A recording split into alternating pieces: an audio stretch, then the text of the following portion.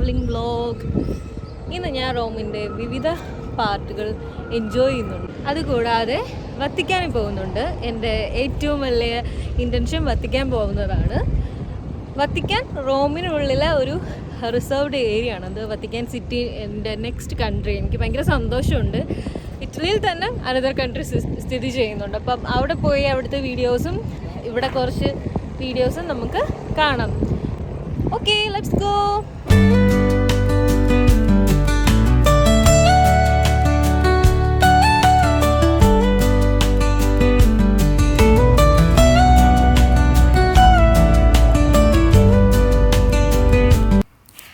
നീണ്ട 1.5 മണിക്കൂർ ട്രാവലിന് ശേഷം ഞാൻ റോമ ടെർമിനൽ എത്തി കേട്ടോ. ഇന്ന് നിങ്ങൾക്ക് ഞാൻ റോമ ടെർമിനി പരിചയപ്പെടുത്തി തരാം. റോമിലെ ഏറ്റവും വലിയ ലാർജസ്റ്റ് റെയിൽവേ പ്ലാറ്റ്ഫോമാണ് റോമ ടെർമിനി. ടെർമിനി എന്ന് പറയുന്നത് പോലെ ഇത് എൻഡ് പോയിന്റ് ആണ്. ഇവിടെ നിന്നാണ് 29 ട്രെയിൻസ് ഡിഫറെൻറ്റ് പ്ലേസിലോട്ട് പോകുന്നത്. അതിന് ഡിഫറെൻറ്റ് 29 പാത്വേസ് ഇവിടെ ഉണ്ട് കേട്ടോ. അത് ഇതിൻ്റെ സ്പെഷ്യാലിറ്റിയാണ്. ഇപ്പം നിങ്ങൾ കണ്ടത് ഇവിടെ നമുക്ക് ലഗേജ് കൊടുത്താൽ ഡയറക്റ്റ് അവർ എയർപോർട്ടിൽ ലഗേജ് എത്തിക്കുന്ന സംവിധാനമൊക്കെ ഇവിടെ ഉണ്ട് കേട്ടോ. ഇവിടെ ഫാർമസി, ഷോപ്പിംഗ് മാള് കാര്യങ്ങളെല്ലാം ഉണ്ട്. അത്യാവശ്യം നല്ല ചെക്കിങ്ങും കാര്യങ്ങളും ഉള്ള അതീവ സുരക്ഷിതമായിട്ടുള്ള റോമ ടെർമിനിയാണ് കേട്ടോ. ഇവിടെ സമ്മർ വെക്കേഷൻ ആയതുകൊണ്ട് അത്യാവശ്യം സെയിലും കാര്യങ്ങളും ഉണ്ടായതുകൊണ്ട് തന്നെ ഒരുപാട് റഷ് ഉണ്ടായിരുന്നു റെയിൽവേ സ്റ്റേഷനിൽ. ഇവിടെ നമുക്ക് എല്ലാ തരത്തിലുള്ള കാര്യങ്ങളും വാങ്ങാൻ പറ്റും കേട്ടോ. അത്യാവശ്യം വളരെ ലാർജസ്റ്റ് ആയിട്ടുള്ളൊരു പ്ലാറ്റ്ഫോമാണ് ഇവിടെ. ഇനി എക്സിറ്റ് അടിച്ച് നേരെ നമ്മൾ മെട്രോയിൽ പോയിട്ടാണ് വത്തിക്കാനിലോട്ട് പോകുന്നത്. അതിൻ്റെ ഇടയിൽ ലൈറ്റായിട്ട് വിശന്നുകൊണ്ട് ഫുഡ് കഴിച്ചിട്ടാണ് നമ്മൾ പോകുന്നത്. എൻ്റെ കൂടെ ഇവിടുത്തെ മലയാളി ഫാമിലി ഉണ്ട്.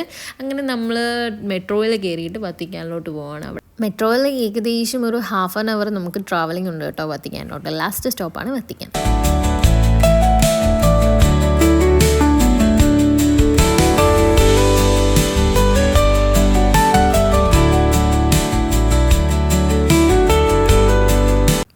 മെട്രോ ഇറങ്ങിയിട്ട് നേരെ വത്തിക്കാനിലോട്ടുള്ള യാത്രയാണ് കേട്ടോ. ഈ കാണുന്നതാണ് സെൻറ്റ് പീറ്റർ ബേസിലിക്കയുടെ കൂപ്പ്. അതിൻ്റെ തൊട്ടടുത്തായിട്ട് മാർപ്പാപ്പയുടെ സിമ്പലും കൂടി സ്റ്റാർട്ട് ചെയ്യുന്നിടത്തു നിന്നാണ് വത്തിക്കാൻ തുടങ്ങുന്നത്. ഇപ്പം ഞാൻ നിൽക്കുന്ന റോം, ഇനി അങ്ങോട്ടുള്ളത് വത്തിക്കാനാണ് കേട്ടോ. ഇപ്പോൾ നമ്മൾ വത്തിക്കാനിലേക്ക് എൻ്റർ ചെയ്ത് കഴിഞ്ഞിട്ടുണ്ട്. ഇനി അതിൻ്റെ റൈറ്റ് സൈഡിലോട്ട് പോകുന്നിടത്താണ് വത്തിക്കാൻ മ്യൂസിയവും അതിന് തൊട്ടനുബന്ധിച്ചുള്ളതാണ് മാർപ്പാപ്പയുടെ സ്വവസതിയിലേക്കുള്ള കവാടം. ഈ കവാടം തൊട്ട് തന്നെ അതീവ സുരക്ഷിതത്വമാണ് കേട്ടോ. വിസിറ്റേഴ്സിന് പ്രത്യേക അനുമതി എടുത്താൽ അകത്തോട്ട് പോയിട്ടുള്ള കാര്യങ്ങളൊക്കെ കാണാൻ പറ്റും. മാർപ്പാപ്പ എല്ലാ ബുധനാഴ്ചയും തൻ്റെ ഭക്തരെ കാണാനായിട്ട് സെൻറ്റ് പീറ്റേഴ്സ് ബേസിലിക്കയിൽ അവരെ കാണാനായിട്ട് വരും. ഇനി നമ്മൾ സെൻറ്റ് പീറ്റേഴ്സ് ബേസിലിക്കയിലേക്കുള്ള വഴിയിലേക്കാണ്. ഇവിടെ ഭയങ്കര സെക്യൂരിറ്റി ചെക്കിംഗ് ആണ് കേട്ടോ. ഇവിടെ ആദ്യത്തെ മാർപ്പാപ്പ മുതലുള്ള എല്ലാ മാർപ്പാപ്പമാരുടെ ഓർമ്മകളും അവരുടെ ടോംബും സ്ഥിതി ചെയ്യുന്ന സെൻറ്റ് പീറ്റേഴ്സ് ബേസിലിക്കയിലെ ഉള്ളിലേക്ക് പോകാം. ഇവിടെ ടൈറ്റ് സെക്യൂരിറ്റിയാണ്. നമ്മുടെ ഫുൾ ബോഡി ചെക്കിങ്ങും എല്ലാ കാര്യങ്ങളും ബാറ്ററീസ് ഉൾപ്പെടെ എല്ലാം നമ്മളിവിടെ ചെക്ക് ചെയ്തിട്ടായിരിക്കണം നമുക്ക് അകത്തോട്ട് പോകാൻ പറ്റുള്ളൂ. ഇതാണ് മാർപ്പാപ്പയുടെ പള്ളി. നല്ല സണ്ണിയാണ് കേട്ടോ. ഇത് ടൂറിസ്റ്റും കാര്യങ്ങളും ഉണ്ട്. പുറകിൽ കാണുന്നതാണ് മാർപ്പാപ്പയുടെ പള്ളി വസതിയും. അതിനെ 2 കരങ്ങൾ കൊണ്ട് സംരക്ഷിക്കുന്നതായിട്ടാണ് ഈ 2 വശത്തേക്കുള്ള ബ്രിഡ്ജുകൾ സൂചിപ്പിക്കുന്നത്. അത്യാവശ്യം നല്ല സണ്ണി ക്ലൈമറ്റ് ആണ് കേട്ടോ ഇവിടെ. ഇനി വത്തിക്കാൻ സിറ്റിയെ പറ്റിയിട്ട് അറിയാത്ത ആൾക്കാർക്കായി അതിൻ്റെ ചരിത്രം ഞാൻ പറയുവാണേ. ഇവിടെ റോമൻ സാമ്രാജ്യത്തിൽ നിന്ന് റിപ്പബ്ലിക് ആയ ശേഷം മാപ്പാപ്പയ്ക്കും മാപ്പാപ്പയുടെ സ്വവസതിയായിട്ടും വേണ്ടി റിസർവ്ഡ് ഏരിയ ആയിട്ട് കൊടുത്തതാണ് വത്തിക്കാൻ സിറ്റി. ഇവിടുത്തെ ഫുൾ അധികാരവും മാർപ്പാപ്പയുടെ അണ്ടറിലാണ്. ഇവിടുത്തെ ആർമിയെ പ്രൊവൈഡ് ചെയ്യുന്നതും ഇതിൻ്റെ ഫുൾ സമ്പദ്ഘടനയും സപ്പോർട്ട് ചെയ്യുന്നത് ഇറ്റാലിയനും അതർ യൂറോപ്യൻ കൺട്രീസുമാണ് പ്രൊവൈഡ് ചെയ്യുന്നത്. ഇതിൻ്റെ ഫുൾ സംരക്ഷണവും ഇറ്റാലിയൻ ഗവൺമെൻറ്റാണ് എടുത്തിരിക്കുന്നത്. ഇപ്പോൾ നമ്മൾ കണ്ടുകൊണ്ടിരിക്കുന്നത് ഇവിടെ നടക്കുന്ന ഒരു നേർച്ചയാണ് കേട്ടോ. യേശു ഭഗവാൻ കുരിശേന്തി തൻ്റെ ഭക്തർക്ക് വേണ്ടി കുരിശേന്തിയതുപോലെ ഇവിടെ തൻ്റെ പാപങ്ങൾ കഴുകി കളയാനായിട്ട് കുരിശേറുന്ന ആൾക്കാർ നേർച്ചയായിട്ട് നേരുന്നുണ്ട്. അതാണ് ഈ ഒരു ചടങ്ങ്. ഇനി നമുക്ക് സെൻറ്റ് പീറ്റർ ബേസിലിക്കയുടെ അകത്തേക്ക് പോവുകയാണ്. അത്യാവശ്യം നല്ല റഷ് ഉണ്ടായിരുന്നു. അതുകൊണ്ട് ഞാൻ മാക്സിമം കവർ ചെയ്തിട്ടാണ് വിഷ്വൽസ് എടുക്കാൻ ശ്രമിച്ചിരിക്കുന്നത്. ഇവിടെയാണ് മാർപ്പാപ്പ തൻ്റെ ഭക്തരെ കാണാൻ വരുമ്പോൾ നിൽക്കുന്ന സ്റ്റേഡിയമാണ് ഇപ്പോൾ നിങ്ങൾ കണ്ടത്. അപ്പോൾ അകത്തെ വ്യൂ നോക്കാം. ഇത് അകത്തെ വ്യൂ ആണ് കേട്ടോ. കംപ്ലീറ്റ്ലി സ്വർണ്ണം കൊണ്ടാണ് ഇതിൻ്റെ ടോപ്പ് പൊസിഷൻ മൊത്തവും അലങ്കരിച്ചിരിക്കുന്നത്. ഇതെല്ലാം പ്യുവർ ഗോൾഡാണ് കേട്ടോ. ഇത് ഈ ഫോട്ടോയിൽ കാണുമ്പോൾ എത്ര ഭംഗിയുണ്ടെന്ന് അറിയില്ല, നേരിട്ട് കാണുമ്പോൾ അത്യാവശ്യം ഭയങ്കര ഭംഗിയാണ് കേട്ടോ. ഇപ്പം എൻ്റെ ബാക്ക്ഗ്രൗണ്ടിൽ കാണുന്നതാണ് സെൻറ്റ് പീറ്ററിൻ്റെ ടോംബ്. സ്വർണ്ണ കല്ലുകൾ കൊണ്ടും ആണിത് ഫുള്ള് പണി ചെയ്തിരിക്കുന്നത്. ഇതാണ് സെൻറ്റ് പീറ്ററിൻ്റെ ആദ്യത്തെ മാർപ്പാപ്പയുടെ ടോംബ്. ഇതിൻ്റെ ഗ്രൗണ്ട് ഫ്ലോറിലാണ് ഈ ഓരോരോ മാർപ്പാപ്പകളുടെ ടോംബുള്ളത്. ഇതിൻ്റെ ചുറ്റും ഇവിടെ ഇതുവരെയുമായിട്ടുള്ള മാർപ്പാപ്പമാരുടെ സവിശേഷതകളെല്ലാം ശില്പത്തിൽ പണിഞ്ഞു വെച്ചിട്ടുണ്ട്. ഞാൻ അതെല്ലാം ഒന്ന് കറങ്ങി കണ്ടു. പിന്നെ ഇവിടെ ഒരു പ്രാർത്ഥന ഉണ്ടായിരുന്നു കേട്ടോ, അതും ഞാൻ കണ്ടിട്ടാണ് അവിടെ നിന്ന് നേരെ ഇറങ്ങിയത്. പിന്നെ ഇവിടെ വത്തിക്കാനിൽ നമുക്ക് പോസ്റ്റ് അയക്കാം. ലോകത്തിൻ്റെ ഏത് വശത്തുള്ളവർക്കും നമുക്ക് പോസ്റ്റ് അയക്കാം ഇവിടുത്തെ നമുക്ക് ഇഷ്ടമുള്ള രീതിയിൽ. അങ്ങനെ ഞാനും വാങ്ങി പോസ്റ്റ് അയച്ചിട്ടുണ്ട്. എന്ന് അവിടെ കിട്ടുമെന്ന് എനിക്കറിയില്ല, മേ ബി ഇത് ഇറങ്ങുമ്പോഴത്തേക്കും എൻ്റെ വീട്ടിലൊക്കെ കിട്ടിക്കാണും കേട്ടോ. ഇവിടെ ഇറ്റലിയിൽ എവിടെ നോക്കിയാലും ഡ്രിങ്കിങ് വാട്ടർ പ്രൊവൈഡർ ആയിരിക്കും കേട്ടോ. ഇത് റീസൈക്കിൾഡ് ഡ്രിങ്കിങ് വാട്ടർ ആണ്, നമുക്ക് ആവശ്യമുള്ള അനുസരിച്ച് എടുത്തുകൊണ്ട് പോകാൻ പറ്റുന്നതാണ്. വത്തിക്കാൻ യാത്ര കഴിഞ്ഞിട്ട് ഇനി ഇവിടെ ഒരു മലയാളി ഹോട്ടലിൽ പോവുകയാണ് റോമിലേക്കുള്ളത്. എനിക്ക് ഭയങ്കര സന്തോഷമുണ്ട്. കുറേ നാൾക്ക് ശേഷം കേരള ഫുഡ് കഴിക്കാൻ പോകുന്നു. കേരള ഫുഡ് അപ്പോൾ അവിടെ ചെന്നിട്ട് കാണാവേ. ഫൈനലി അങ്ങനെ റോമിലുള്ള ഒരു മലയാളി റെസ്റ്റോറൻറ്റിൽ വന്നു കേട്ടോ. ഇവിടെ കയറിയപ്പോൾ തന്നെ ഒരുപാട് മലയാളികളെ ഞാൻ കണ്ടു കേട്ടോ. ഇവിടെ ഏറ്റവും കൂടുതൽ മലയാളി വിസിറ്റേഴ്സ് ആയിരിക്കുമല്ലോ മലയാളി റെസ്റ്റോറൻറ്റ്സിൽ വരുന്നത്. അങ്ങനെ ഒരുപാട് മലയാളീസിനെ ഞാൻ ഇവിടെ കണ്ടു കേട്ടോ. നമ്മൾ കയറി വന്നത് നമുക്ക് നമ്മുടെ നാട്ടിൽ വന്ന ഒരു ഫീലായിരുന്നു. ഞാൻ നേരെ ഫ്രഷ് ആയിട്ട് ഫുഡ് ഓർഡർ ചെയ്യാൻ വേണ്ടി പോവാണ് കേട്ടോ. അപ്പം ഇവിടെ ടി വിയിൽ മലയാളി മൂവീസൊക്കെ കണ്ടപ്പോഴത്തേക്ക് എനിക്ക് എൻ്റെ ഹോംലി ഫീൽ തന്നെ തോന്നി കേട്ടോ. അങ്ങനെ കുറേ നാൾക്ക് ശേഷം ഞാൻ പൊറോട്ട ഓർഡർ ചെയ്തു കേട്ടോ. എനിക്ക് തോന്നുന്നു 8 മാസത്തിന് ശേഷമാണ് തോന്നുന്നു കഴിക്കുന്നത്. അതിൻ്റെ കൂടെ കോമ്പിനേഷൻ ഫുഡ്, എനിക്ക് ബീഫ് കഴിക്കാൻ പറ്റാത്തതുകൊണ്ട് ഞാൻ കഴിച്ചില്ല, ബട്ട് കോമ്പിനേഷനായിട്ട് ബീഫും കണ്ട്. പിന്നെ മൈ ഫേവറേറ്റ് ചിക്കൻ ബിരിയാണി, ഇത് നാട്ടിലെ തന്നെ പോലത്തെ ടേസ്റ്റ് ആയിരുന്നു കേട്ടോ. അങ്ങനെ അത് ആസ്വദിച്ച് കഴിച്ചു കേട്ടോ. ഭയങ്കര ഹാപ്പിനെസ് ആയിരുന്നു എനിക്കത് പറയുമ്പോൾ തന്നെ, എന്തോ നാട്ടിലെ ഒരു ഫീലിംഗ് ആയിരുന്നു. അതിനുശേഷം ചുറ്റും ഒന്ന് നടന്നു. ഇവിടെ നമുക്ക് റോഡിലെല്ലാം ഫ്രൂട്ട്സ് നിൽക്കുന്ന കാണാൻ പറ്റും കേട്ടോ. ഇതിപ്പോൾ കാണുന്നത് പൊമഗ്രനേറ്റ് ആണ് കേട്ടോ. പിന്നെ ഇവിടെ ഞാൻ നമ്മുടെ നാട്ടിലെ പോലത്തെ ഹിബിസ്കസ് കണ്ടു, ചെമ്പരത്തി, പല കളറുള്ള ചെമ്പരത്തികൾ കണ്ടു കേട്ടോ. അതൊക്കെ നല്ല ബ്യൂട്ടിഫുൾ ആയിരുന്നു കേട്ടോ, പല കളേഴ്സൊക്കെ കണ്ട്. അങ്ങനെ ഫുഡെല്ലാം കഴിച്ചൊന്ന് എനർജറ്റിക് ആയിട്ട് നമ്മൾ നെക്സ്റ്റ് ട്രാവൽ ഡെസ്റ്റിനേഷനിലോട്ട് പോയിക്കൊണ്ടിരിക്കുകയാണ് കേട്ടോ. നമുക്ക് ഇവിടെ യൂറോപ്പിലെ പ്രത്യേകത എന്താണെന്ന് വെച്ചാൽ ഇവിടെ ഏറ്റവും കൂടുതൽ ആൾക്കാരും ട്രാവലിംഗ് സ്പോട്ടിനൊക്കെ പോകുന്നത് വാക്കിങ്ങിലാണ്. ഇവിടെ ഒരു സേയിങ് ഉണ്ട്, നമുക്ക് കാഴ്ചകൾ കാണണമെങ്കിൽ നടന്നു പോയി എക്സ്പ്ലോർ ചെയ്യണമെന്ന്. നമ്മുടെ നെക്സ്റ്റ് ഡെസ്റ്റിനേഷനാണ് സെൻറ്റ് ജോവാലിക്ക ബേസിലിക്ക. സെയിൻറ്റ് ജവാനി ബേസിലിക്കയ്ക്ക് അതൊരു വേറൊരു പേരും ഉണ്ട്, സെയിൻറ്റ് ജോൺ ലാട്രിൻ. ഇവിടെയും ടൈറ്റ് സെക്യൂരിറ്റി ആണ് കേട്ടോ. നമുക്ക് സെക്യൂരിറ്റിയും ചെക്കിങ് കഴിഞ്ഞതിന് ശേഷമേ പള്ളിയുടെ അകത്തേക്ക് പോകാൻ പറ്റുള്ളൂ. ഇവിടെയും നമ്മുടെ മാർപ്പാപ്പമാരുടെ ടോംബാണ് ഇവിടെയുള്ളത്. ഈ ഒരു പള്ളിയുടെ അകത്തേക്ക് കയറിയപ്പോൾ തന്നെ എന്നെ അതിശയിപ്പിച്ചത് ഇവിടുത്തെ ഒരു ആർക്കിടെക്ചറിലാണ് കേട്ടോ. ഇത്രയും ഉയരത്തിലാണ് ഇവിടുത്തെ ഓരോ വാതിലുകളും സ്ഥിതി ചെയ്യുന്നത്. ബിഫോർ ക്രൈസ്റ്റ് നൂറ്റാണ്ടിൽ ഇത്രയും നല്ല ആർക്കിടെക്ചർ കാണാൻ വേണ്ടി ഒരുപാട് ടൂറിസ്റ്റുകളാണ് ഇവിടെ ഡെയിലി വന്നുകൊണ്ടിരിക്കുന്നത്. അങ്ങനെ പ്രധാന വാതിലിലൂടെ ഞാൻ അകത്തോട്ട് കയറിയപ്പോൾ തന്നെ എനിക്ക് ഇതിൻ്റെ ആർക്കിടെക്ചർ എന്നെ വളരെ അതിശയിപ്പിച്ചു.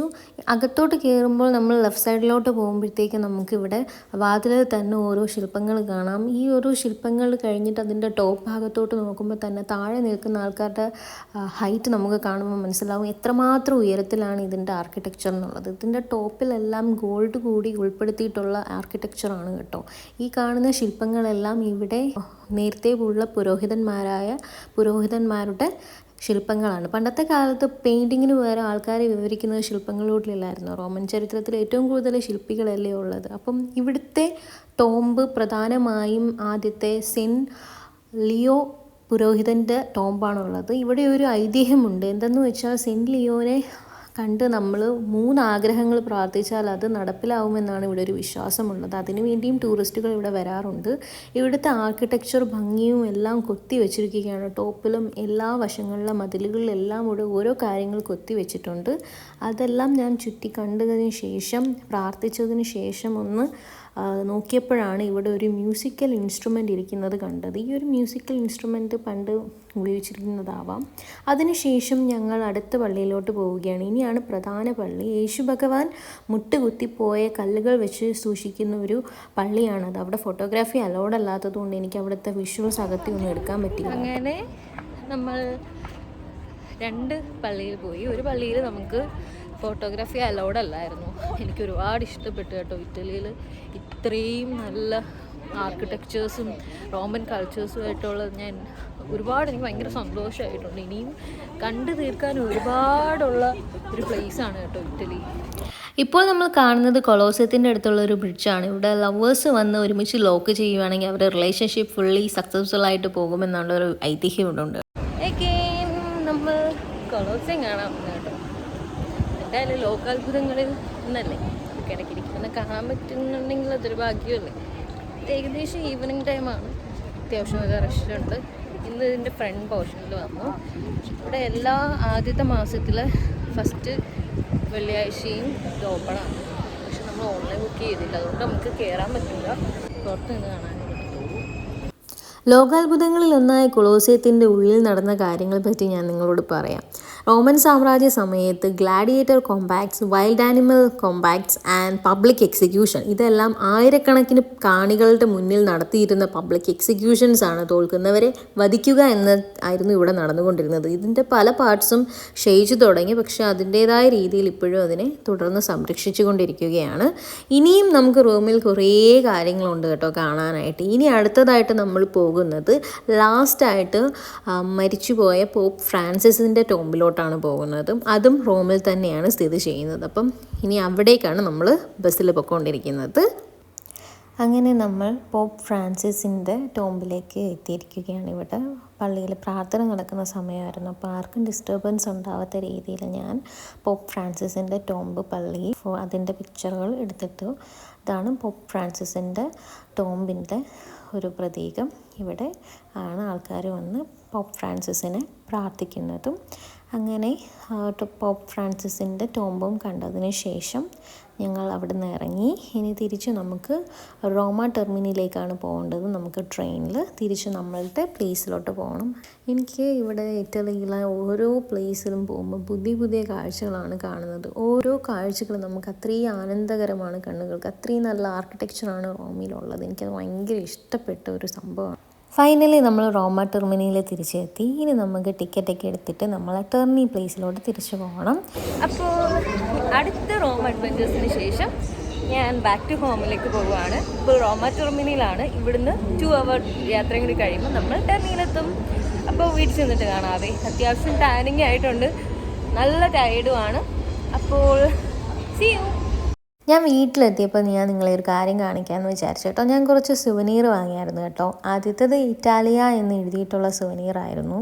അതിനുശേഷം ഞാനൊരു വത്തിക്കാൻ്റെ ഒരു സുവനീർ വാങ്ങി. ഇപ്പോൾ 2 രാജ്യത്ത് പോയല്ലോ എന്നൊക്കെ കാണിക്കാൻ ഒരു മെമ്മറീസിന് വേണ്ടി ഞാൻ വത്തിക്കാനും എടുത്തു. പിന്നെ ക്യൂട്ടായിട്ട് എനിക്ക് റോമിൻ്റെ ഇഷ്ടപ്പെട്ടിട്ടുണ്ട്, ഞാൻ റോമാന്ന് കൂടി എടുത്തു. അങ്ങനെ ഇതാണ് ഞാൻ വാങ്ങിയ ഫ്രിഡ്ജ് മാഗ്നറ്റ് ആയിട്ടുള്ള സുവനീർസ്. അങ്ങനെ ഞാൻ ഫൈനലി വീട്ടിലെത്തി. അത്യാവശ്യം നല്ല ടയേർഡാണ്, എനിക്ക് നല്ല ക്ഷീണമുണ്ട്. അപ്പം നാളെ നമ്മുടെ സെക്കൻഡ് ഡേ ഓഫ് ഹോളിഡേയ്സിൻ്റെ ട്രിപ്പാണ്. അപ്പം നാളെ പോയി കുറച്ച് പ്ലേസസ് കൂടിയൊക്കെ കണ്ട് അടിച്ചു പൊളിക്കണം. അപ്പം നാളെ കാണാം ബാക്കി വീഡിയോസുമായിട്ട്. അപ്പം ഇപ്പോഴത്തേക്കൊരു കുഞ്ഞ് ബൈ.